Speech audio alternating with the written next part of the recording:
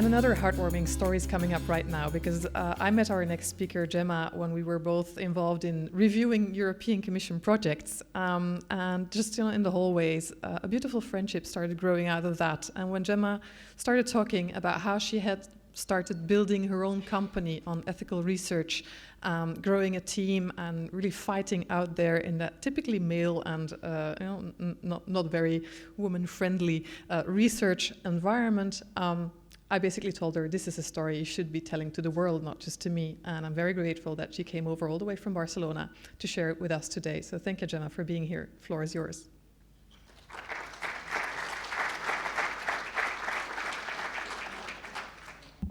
Well, thank you for the invite. As Karen was saying, we only met a few months ago, but she's been an amazing inspiration and amazing help. Knowing her makes me want to be Belgian to have the support network that you have here. I had planned some slides, but then in the end I decided not to use them, so this is going to be a bit of an experiment. Also, this is very new to me. I speak in public a lot, and I talk a lot about what I do, but today I'm not going to be talking only about what I do, but also about the experience of building the container of what I do. And I feel that makes me vulnerable, so being before you now makes me more nervous than I usually am when I speak in public. So we'll see how that goes. If I had to present myself, I think I would say that I'm an unlikely entrepreneur, and I'll tell you why in a second. I'm not sure if that's good or bad, but that's what it is. I left university 3 years ago, and with very modest goals. I'll tell you a bit about this as well. And this year we're going to close the accounts with close to 1 million euros in revenue with 37 employees, and there's been times in the last year when we've reached 50. So this is way bigger than I ever expected. We have people working in 10 countries, and we're opening offices in Amsterdam and Belgrade in the coming months, which is very surprising and overwhelming sometimes. We work on the ethics of technology, so we've opened a new space that did not exist. We help companies and organizations understand how technology has values and how to improve the values of the technology. So we build things like privacy, anonymity, fundamental rights into the engineering process. And so we have a mixed workforce of social scientists and engineers and computer scientists that can talk about how to improve our technological futures while avoiding falling into the trap of data despotism, techno-solutionism, or technological determinism. So we try to improve our understanding of the impact of technology in society and improve the technology so that the impact is what we want it to be. And if you look around yourselves, you'll see a lot of technological failures and technologies that fail to deliver what they're supposed to deliver, that fail to bring good things to our society. So we try to understand how that happens and help organizations handle that better, both when they create technology, but also when they create technological policies. So that's what we do. And why do I say that I'm an unlikely entrepreneur? Well, I'm unlikely because I don't really like the word entrepreneur. That's the first thing. I don't think I'm better than anyone for running my own company. I think it's fine to have a fixed mindset. I think it's fine to not want to devote your life to working. I'm a workaholic and I love it. And I would recommend it to anyone. But I also understand that people make different choices, and that's fine. So I don't like a lot of the assumptions that come with the entrepreneurial discourse. So I find myself in this position being a bit uncomfortable sometimes. I'm also an unlikely entrepreneur because I never wanted to be one. I never wanted to have a company. I wanted to have a job. At some point, I thought I could be in academia, and that just didn't work out. But I never. What excites me, what turns me on, is not firing and hiring and accounting. And I see a lot of people around me that really thrive on that. I don't. Accounting and hiring and firing is what I do to be able to do the things that I love, which is the content of my work. My main driver is curiosity and passion. I'm curious about almost anything. So if you give me a challenge, I'll jump on it because I just want to work it out. And that's what drives me. And what I found is that when you're curious and passionate, you're the best. And people notice. And then people pay money for what you offer. And that's what's happened to me without much planning or ever envisaging to get to this point. So money is not what gets me out of bed every morning. But I'm lucky enough that what I do does bring money at the end of the day. But I've never made a decision based on money. I've never decided to take a job or an assignment on the basis of money. I choose what I would like to do. And if there's money involved, that's great. But if there isn't, that's also great, because I'm going to learn something. And this space that I have created, which I love, which makes me thrive, from which I learn, is the result of a massive failure. It's the result of me banging my head against the wall of academia for some very long years. I didn't want to be an academic when I was younger. I did my degree and I left academia. I was in my 20s. I was working in the third sector, private social sector. I was traveling the world, Asia, Latin America, doing policy stuff, working with governments, helping them tackle some of the issues related to social movements better. I had a great life. I was living the dream. I was living my dream. But then I felt, after doing that for several years, that I needed to sit down and think. I felt I was doing too much and thinking too little. And I didn't want to keep on running around like a headless chicken, not knowing why I was doing what I was doing. Getting on those planes and meeting all those presidents and changing things felt really great, and the people around me were all very young. But it came to a point when I just didn't know why we were doing what we were doing. And so I wanted to stop. And one of the people that we involved in our policy discussions was an academic from my hometown, from Barcelona. So he said, well, if you're willing to take a PhD job, you can always come back and work with my team. So I did that. I quit my job, I slashed my wages by like 70%, and I did a PhD. And I loved it. I finished in a reasonable amount of time. Technology took over my PhD, again, quite unexpectedly. Things started happening around me. The research groups that I was meeting were talking about technology, making technology the center of what they were doing. So in the end, after 3 years, I had a PhD and an amazing story to tell in terms of the fun that I had. And if any of you have a PhD, you know that fun and PhDs don't usually go together. I was very lucky because I managed to make them go together.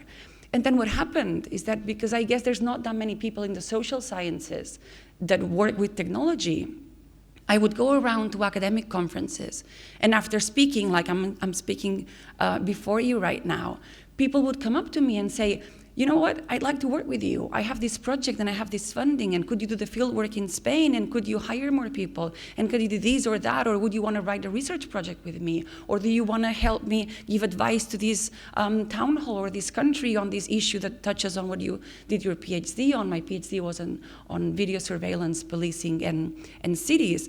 And so all of a sudden I started getting all this work, but also all this funding. And I was like, isn't this great? Like, I'm in a public university. That was the beginning of the crisis as well. I was like, I can help fund my public university, turn it into a space of actual change. And I was extremely proud of being able to play that role. And God, was I wrong? No one wanted me to play that role. No one wanted me to have funding because I was too young to have funding.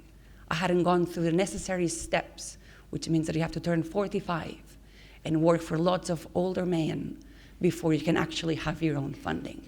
So by doing what I loved, I was subverting academia in Spain. I hear it's different in other countries.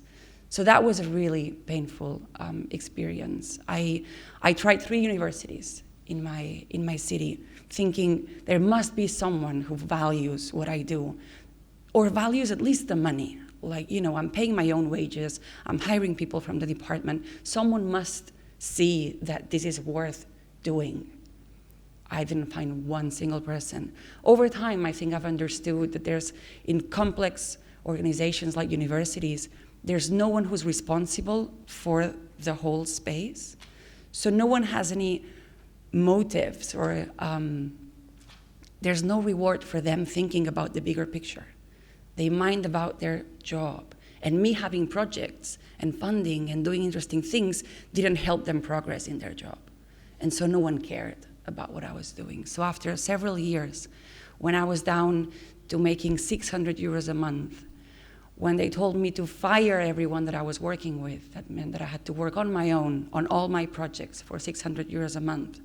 And I did it for some time, hoping that things would change. But then one day they said, you know what, from now on, you're gonna have to pay for your chair and your table. And that was it. I was like, I think this is humiliating.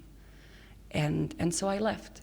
The projects were under my name, and so I could take them with me. That was a good thing. And that's why Etica started, because I needed a place to put all that I had, that I loved, and that I didn't want to give away for anything in the world. And so I had to start a company. I didn't want to. I didn't plan for it. I didn't have to scratch my head thinking for ideas or what I could do, what am I good at. It just happened. I needed a home for my research, for my projects. And now, 3 years later, we've become the reference consultancy on the ethics of technology. We're managing to have a mixed workforce where technologists and social scientists talk to each other without patronizing each other and without getting angry at each other, as sometimes happens between social people and engineers and computer scientists. And we have a saying in the office, which is what I had in my university wall, but went unnoticed big time, which is, we are all smart here. Distinguish yourself by being kind. And that is very important to us. And I'm sure that this applies to this auditorium as well. We are all smart here. Distinguish yourself by being kind. Do not abuse your position, and make sure that others get kindness from you, because the smartness will surely be contagious. And I think that's very important to me, and that's something that I've tried to build my company around. So it's not only about the money, it's not only about the growing, it's also about the values. And in this process, in creating a company that you didn't plan for, that you didn't want, of course I made all the mistakes in the book. Like, I could talk for days on all the things that have gone wrong. I don't have much time, so I've decided to focus briefly on four. The first thing, one of the first mistakes that I did was that I honestly thought that I could run a company and be a researcher. So when we did the first business cards, my business card said that I was the research director. And then one day someone asked, so if you're the research director, who's the director? Or who's the director of other things? And I was like, right, yeah, I can't really be the research director. Like, I've created this. This is my responsibility. There's no one above me, so I better start owning this responsibility. But it took me a long, painful time. I did not want to be a boss. To this day, I hate being a boss from the moment I wake up to the moment I go to bed. Being a boss is the price that I pay to do what I want to do, but I have to be a boss. That's my responsibility. That's the responsibility that comes with my company. And that took me a long time to learn, and that created lots of inefficiencies inside the company. And so people paid for my mistake, my inability to be responsible for the position that I had, for the role that I played. And that extended to other things. I found it really hard as well to not have anyone above me to blame for the decisions. So I couldn't go up to someone and tell them something that I knew was going to change their life or their work and be like, it's the guys up there, if it was me, I would decide something completely different. In a small company, it's pretty obvious that you make the decisions, and you have to face that. And that's really, really, really hard. Most people I know have someone high up. They work for a multinational or a larger company. So you can always, even if it's your decision, you can pretend. Like, everyone knows that you made the decision, but you can pretend that there's someone behind you. I can't. So I need to talk to people and be very honest and do a lot of soul searching and work a lot on how I communicate things to make sure that I am kind to people, but at the same time that I make the most of what Eticas can be. But again, this inability to take responsibility for my decisions, we've paid a high price for that. It's taken me a long, long time to understand that was my role. And I can only hope that you take a bit less than me in understanding that and in owning your responsibilities and the hard moments that come with the good times as well. I've also learned a thing or two about trust. If I turn around, you can probably see all the knives on my back. I have loads. And I didn't expect that. It's taken me, again, a long time to find the right balance between being generous and open and cooperative. I don't believe in competition. I'm very transparent. We don't have corporate secrets. We share pretty much everything. But it's taken me some time to find the balance between that, which is what I want to be, generous and open and cooperative, and not being a fool. For a long time, I was a fool. I was not only sharing, but putting myself in vulnerable positions. And when you put yourself in vulnerable positions and there's money involved, or people think that there's money to be made, people change. And that has been the hardest lesson. I've seen very nice people become their worst selves when there was money involved. Especially if they're not the people that do the work, especially if they're not the people that do the fundraising, especially if they're not the people that understand the work that goes behind the quote and the money that comes into your company. These people can turn to evil and make your life miserable on a personal level, because at the end of the day, you care about the people that you work with every single day. So trust is very important. Pick well who you trust and find the right balance between generosity and wisdom. Know where to put yourself so that you can be who you want to be without being a fool. I was a fool for way too long. I hope I've learned my lesson, knock on wood. So I'd urge you to take care of yourself in that respect, because this is going to be a hard ride. If you are successful, this is going to be a hard ride on a personal level. And take care of yourself, especially if you're a woman. When I went to school in the 80s, we had all these classes that would teach us about macho attitudes and how that was a problem and how advertising reproduced gender stereotypes. And I remember thinking, I don't know what they're talking about. I feel equal. I am equal. God, was I wrong? The older I get and the more responsibility I have, the more I realize that I may well feel equal, but that many people don't see me as equal and don't treat me as equal. Every day, I have to put up with people that patronize me, that mansplain me, that look down on me, that question what I say, that sexualize me. Every single day, I am reminded that I'm not an expert. I'm not the best in my field. I am, before everything, a woman. And that is really, really, really hard to take. There's been times in the last 3 years when I've seriously considered hiring a man just to put him before me. And I honestly believe that that makes business sense. I have not done it because it'd be admitting to such an amazing defeat for my gender, for all of us, I think, that I'm not going to do it yet.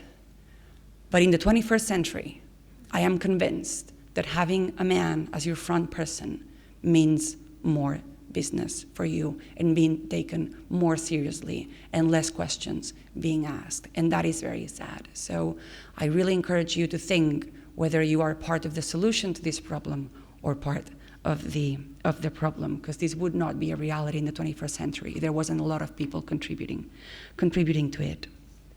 And so after coming all this way, I often wonder, would things have been better if I had gone to business school? Should I have learned a few things before jumping in this swimming pool of entrepreneurship? And I'm not sure. I probably would have been able to avoid a few recruiting mishaps, and recruiting deserves a whole session in itself. Our accounts and our planning would probably be a bit less messy, but I also think that maybe going to business school would have stopped me from believing that we need to pay decent wages and provide long-term contracts to the people that we work with. And that's very important to me. I think that if you cannot pay decent wages, you don't have a business model. If you can't pay people, then there's something fundamentally wrong with what you're doing. And for me, it's very important to show that you can have a successful business while treating people well in financial terms and in terms of their stability. So sometimes I think maybe going to business school would have taken me away from that. Also, maybe going to business school would have taken me away from asserting myself as a female decision maker. I don't know if you've seen this film, The Intern, with Anne Hathaway. It's a really bad film. But there's a moment when she has this amazing reflection. I only watched it because I needed references of female entrepreneurs, and it was great for that.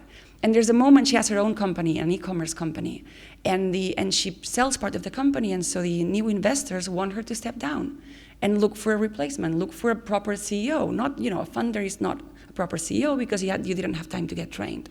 And it comes a moment in the film when she's like, no one ever asked Mark Zuckerberg to step down. Why are they asking me? So sometimes I feel that if I had gone to business school, that may have happened. Also, going to business school might have meant that we would have opened the company to venture funding, and we haven't. Not only do we don't have debt, but also we don't accept external funding at the moment. And again, that's just because I've heard so many horror stories of people that have gone through venture funding that I just don't want to put myself in that position. And we're lucky enough that we don't have to. So again, going to business school might have changed that. So I'm ambivalent. I wouldn't know what to tell you, whether training is better than just following your instinct and seeing what happens. Which is clearly a painful road, a road that is full of failure, but it's also a road that can lead to success. And it can lead to a success that it's pretty nice to feel, because it is very, very, very yours. And I would like to finish on a personal note, because yes, Ethicus is great, and working with the people that we work with and seeing how clients want to work with us over and over again, seeing how we're doing change, seeing how people value our work is just amazing. It is an amazing feeling. But there's also a bit more to that. There's also a bit more to doing what we're doing and to the ethics of technology. Because I was born under a dictatorship. My grandparents had to flee Spain in 1939. They had to cross the Pyrenees on foot because of their political affiliation. They had to flee because they were on a list. When my grandparents came back in the 60s, still with the dictatorship, every time Franco visited my hometown, Barcelona, my granddad was put in jail, just in case, because he had been a troublemaker. He was an anarchist, lovely anarchist. He would teach me Esperanto when I was little and tell me about the time when men and women will be all brothers and sisters. It was a pretty great upbringing. But every time Franco would come, he would go to jail because he was on a list. So I grew up distrustful of lists. And then I realized that lists are databases. So I distrust databases. And that's why I work on the ethics of technology, because I am fully aware that we are building infrastructures that may one day mean that good people go to jail without deserving it. And I think we need to be mindful of the information and technology infrastructures that we build, because they can make us lose everything that we care for. I see it every day in my work. There's debates, there's battles for fundamental rights, civil rights, that we have won in our laws, that we have won in the public debate, that we are losing in the technical specifications. Whether it's algorithmic discrimination or building a way of deciding that goes against everything that we believe in, but that no one can audit because we don't understand technology. As a society, we see technology as a black box. So those battles that we've won in those precious spaces, we're losing them in the technical specifications. So in a way, Ethicus is also my way of telling my story and to contribute to building technological infrastructures that contribute to equality, peace, and justice, and not the other way around. Thank you.